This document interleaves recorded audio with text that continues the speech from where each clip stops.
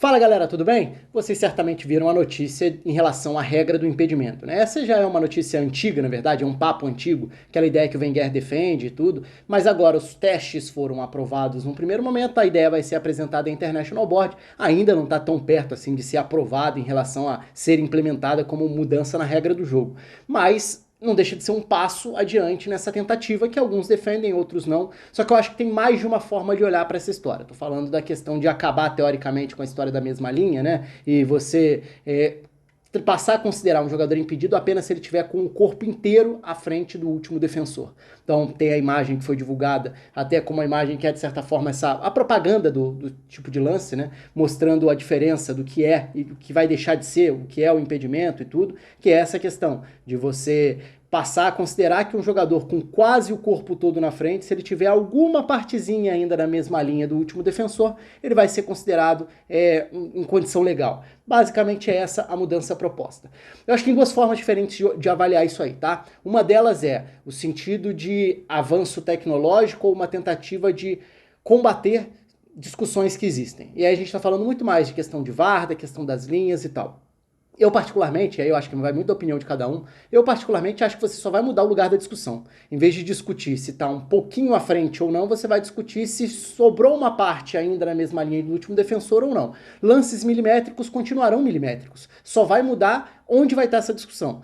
A gente ainda vai continuar tendo limitações do olho humano para detectar isso, até porque depende de perspectiva de câmera, o ângulo nem sempre é o ideal, não está sempre na linha retinha, a imagem vai nos trair como trai muitas vezes impedimentos. Então acho que isso não é solução de problema algum, tá? Eu concordo que tem muitos problemas em relação a software, a forma, a transparência, a maneira de se determinar impedimentos, principalmente com utilização de linhas no que é hoje o VAR. Eu acho que tudo isso precisa ser questionado e precisa ser desenvolvido para gerar avanço nisso. Mas me parece muito mais interessante o encaminhamento no sentido da tecnologia do impedimento semiautomático. Aquele impedimento que você tem uma projeção gráfica que vai te mostrar ali por diversos ângulos, né, a partir de diversos pontos detectados no corpo dos jogadores, se ele estava à frente ou não no momento do passe. Então você vai tornando cada vez mais automático do ponto de vista da tecnologia a detecção do impedimento. Me parece mais interessante do ponto de vista de transparência e de precisão. É perfeito? Não, mas dificilmente vai ter algo que vá trazer 100% de certeza.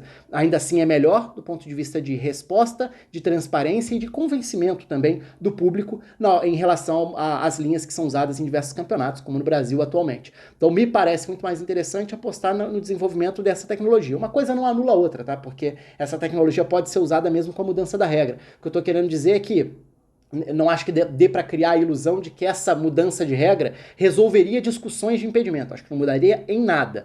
Até porque muito se fala sobre questão de mesma linha. A mesma linha é uma convenção humana de acordo a partir da limitação humana, né? Porque se convencionou que mesma linha é condição legal e mesma linha passou a ser uma enorme margem de erro quando a gente tinha muita limitação em termos de ângulos, de replays, muita limitação de qualidade de imagem, muita limitação do próprio olho humano para determinar se está 5, 10 centímetros à frente, numa imagem mais ampla de cima, não é simples, nem sempre na melhor perspectiva. Então esse é um ponto, acho que não resolve o problema, mas como eu disse antes, isso é da opinião de cada um. Se você prefere que o impedimento seja apenas com o corpo inteiro na frente ou com qualquer parte do corpo à frente do último defensor, é válido, é justo, cada um tem a sua opinião, não tem problema nenhum quanto a isso.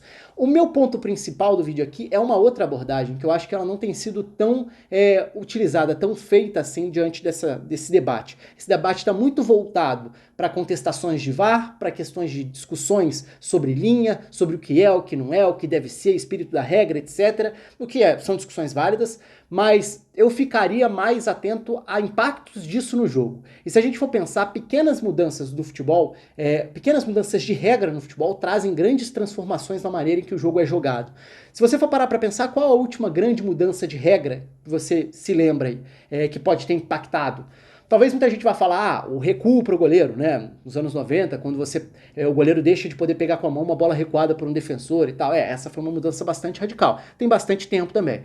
Eu diria que tem uma muito mais recente que impacta completamente o jeito como o futebol é jogado hoje. Eu tô falando da possibilidade de bater tiro de meta para um jogador dentro da própria área. Isso é recente. Isso tem poucos anos. E olha como isso virou uma moda e uma tendência dentro do futebol hoje, fundamental na maneira dos times desenvolverem saídas de bola. Cada vez mais o jogo é determinado por pressão, né, por capacidade de pressionar e de superar pressões. Essa é a grande batalha estratégica do futebol basicamente hoje, com diversas estratégias possíveis, saídas mais diretas, mais longas, por cima, por baixo, elaborando com mais jogadores ou com menos jogadores, atraindo para acelerar, atravessar o campo. Enfim, tem várias formas diferentes de se traçar estratégias no futebol atual. Mas o ponto é, a partir do momento em que essa regra foi implementada, a saída de bola ficou mais limpa no sentido de que o primeiro passe é um passe que vai manter a bola no seu controle. Do goleiro para o zagueiro, do zagueiro para o goleiro, enfim, dentro da pequena área ali você dá o primeiro toque, tendo companheiros perto e sem que o adversário possa estar dentro da grande área no momento em que o tiro de meta é cobrado. Isso tem muita relevância, porque isso aumentou muito o campo de ação dos jogadores de saída de bola. Se a gente voltar poucos anos no tempo, antes dessa regra ser implementada, um adversário conseguia com muito mais efetividade pressionar uma saída de bola, porque se o zagueiro que fosse receber essa saída curta do goleiro tinha que ficar fora da grande área, o adversário, o atacante adversário que queria pressionar essa saída de bola, estava lado a lado com o defensor. Então essa saída curta era muito mais inviável em cenários de tentativa de pressão. E nesses últimos anos a gente viu um boom muito grande em relação a desenvolvimento de maneiras de saída de bola. Isso fica muito claro, especialmente no campeonato italiano. Eu diria que hoje é a maior referência de qualidade, de formas diferentes de superar pressões em saída de bola já há algumas temporadas. É curioso porque eu lembro bem que quando essa regra foi implementada, como ela passava a valer na virada do semestre, a Europa ainda estava de férias nesse período. O primeiro time que eu vi fazer isso no mundo foi o Atlético Paranaense, porque no Brasil essa regra entrou em vigor um pouco antes. Então o Atlético Paranaense foi o primeiro clube que eu vi bater um tiro de meta dentro da própria área e começar a implementar esse tipo de jogo. Hoje em dia todo mundo faz isso pelo mundo inteiro, evidentemente. Então olha como uma pequena mudança de regra, poder bater o tiro de meta para jogadores dentro da própria área, já impactou na estrutura de saídas elaboradas e na maneira com que os times fazem questão de sair jogando curto hoje em dia. Hoje em dia é um grande padrão, a não ser para times que preferem ir para um embate mais físico, para um pivô, para um jogo aéreo, uma ligação mais direta, que é tudo válido, são todas estratégias válidas. Mas olha como uma pequena mudança de regra impactou na forma como o jogo é jogado. E isso vale para o impedimento. O impedimento, ele meio que permeia tudo que a gente entende como futebol atualmente. De vez em quando, algumas pessoas, isso é muito claro para alguns e menos claro para outros. Algumas pessoas falam contra a regra do impedimento, não devia ter impedimento e tudo. Algumas pessoas não têm muito essa dimensão, ou não pararam para pensar na dimensão do que o impedimento representa para o jogo hoje. O impedimento, na verdade, acaba fazendo com que a regra do impedimento determina o tamanho do espaço do campo em que o jogo é jogado. Porque se a gente for parar para pensar, o campo diminui e aumenta de acordo com a altura da linha de defesa que um time opta por ter, né? Você pode jogar com uma linha mais adiantada, você pode jogar com uma linha mais baixa. Quanto mais baixa essa linha, mais perto do seu gol você tá. Mais perto do gol você permite que o adversário jogue. Maior o campo fica. Quanto mais alta a sua linha de defesa, mais distante você tá do seu próprio gol. Menor é o campo para o adversário trabalhar essa bola. Por outro lado, o ataque à profundidade, ou seja, o espaço nas costas dessa última linha, se torna uma das principais questões do futebol atual. Como defender a profundidade? Como que você e como se dá essa pressão na maior parte das vezes? A partir de uma enorme compactação. O jogo hoje muito se fala sobre compactação. O que é compactação? É fazer o jogo acontecer num espaço bastante reduzido. Isso acontece quando o time joga agrupado, especialmente quando o time marca agrupado. E para esse time ter muita pressão na bola, você vai tentar diminuir muito o campo. Se você aproxima a primeira linha da última, você reduz a área de atuação desse campo e pode pressionar num espaço mais reduzido. Se você consegue pressionar quem tem a bola, as opções de passe perto de quem tá tendo essa bola, você consegue subir mais essa linha porque você está protegendo melhor as costas da sua última linha de defesa. Então assim, o jogo todo passa muito, esse jogo de pressão, passa muito pelo comportamento de linha de defesa e com a preocupação em como se defender na questão da profundidade. E atacar a profundidade é uma das questões mais importantes do jogo também. Claro que isso vai variar de acordo com a forma que cada um escolhe para defender. E aí entra essa mudança. Se a gente pensar que hoje o futebol tem toda essa batalha da pressão, de subpressão, de compactar, de jogar com linhas próximas e muitas vezes tornar o campo muito estreito, muito curto, muito perto ali do centro do campo, se você tem uma mudança como essa e o impedimento passa a ser com qualquer parte, você precisa estar o corpo inteiro na frente, ou seja, para ser impedimento, ou seja, se qualquer parte do seu corpo significar a mesma linha, significar condição legal, como é a imagem usada dentro dessa proposta de mudança de regra, olha o tamanho da vantagem que o atacante passa a ter. E eu não estou entrando no mérito se vai ser bom ou ruim, se é bom ter mais gols, se é bom fazer uma mudança pró-ataque. A minha questão aqui é ponderar sobre como isso pode mudar o jogo, tá? E quais possíveis efeitos, que é impossível prever nesse momento. É muito mais ponderar mesmo, refletir, tentar levantar possibilidades. Se a gente pensar que o jogo hoje tem, principalmente se a gente pegar as grandes referências de velocidade em ataque, né? A gente vai falar de jogadores que atacam muito bem em profundidade, Haaland, Mbappé, Vinícius Júnior, enfim, para citar alguns dos melhores jogadores do mundo nesse aspecto.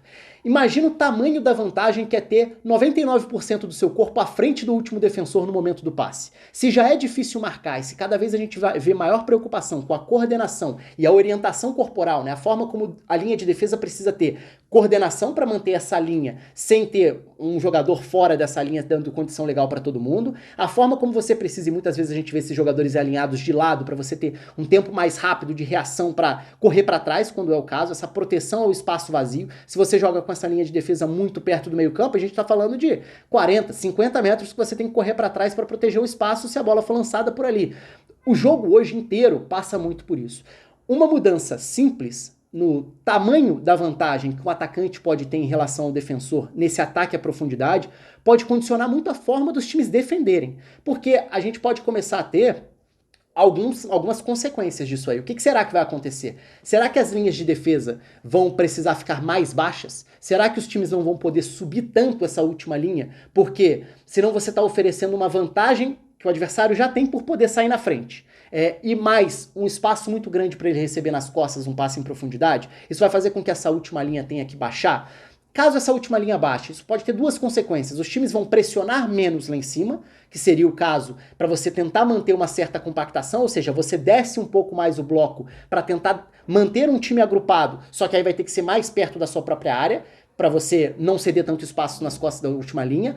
Ou você vai passar a tentar pressionar com menos jogadores, com uma linha mais baixa, espaçando mais, o que pode gerar mais espaços entre as linhas, mais espaços entre os setores, um jogo mais espaçado, o que é completamente diferente de tudo que a gente viu em termos de transformações no jogo nos últimos 10, 15 anos, né, em que o jogo ficou muito marcado por uma redução de espaços e de tempo, especialmente nessa faixa central entre os setores ali. Tem cada vez menos tempo para você agir, reagir, ter uma ação, o seu contato com a bola muitas vezes é num espaço muito curto, você tem que ter um primeiro toque na bola fundamental para já orientar, direcionar o que você quer fazer, porque senão já chega a marcação muito rapidamente.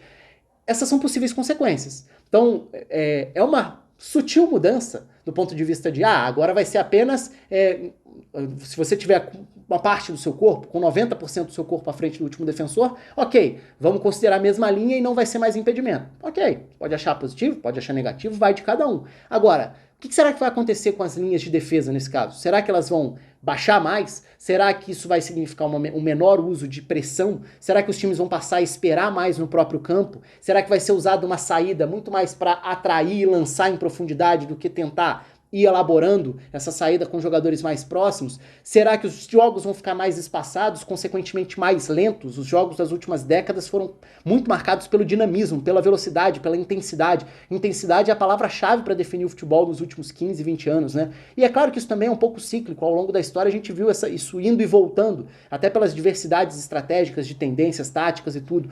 Mas é uma mudança que pode trazer muitas consequências dentro do jogo. Eu tenho muita curiosidade para ver o que vai acontecer. Assim, num primeiro momento, nesse aspecto do que vai mudar em relação ao jogo, assim, tenho mais curiosidade do que uma opinião formada. Mas, do ponto de vista de resolver ou não a questão do impedimento, eu acho que não resolve nada. Só muda o lugar da discussão. Mas enfim, era esse olhar um pouco mais amplo que eu queria dar no vídeo aqui. Mostrar como uma eventual mudança de regra, que por enquanto tem sido tratada apenas como uma questão de VAR, de linha, de comunicação, do que é justo, do que não é justo, se tá na frente um pouquinho a vantagem ou não, se ele tirou vantagem ou não, eu acho que tem uma enorme consequência. O impacto vai muito além da questão puramente do impedimento. Ela vai se refletir em estratégias, em maneiras de jogar, em formas de condicionar comportamentos defensivos e, consequentemente, ofensivos também. Tenho muita curiosidade para ver. Vamos ver se isso vai para frente, né? Isso ainda vai ser debatido na International Board, é apenas uma ideia que o Wenger tem feito um lobby tremendo para tentar avançar com isso, enfim. Vamos esperar para ver o que acontece. Um abraço para todo mundo, deixa aí suas opiniões na caixa de comentários, outras possíveis consequências que vocês possam pensar também em relação a isso. Um abraço, até a próxima.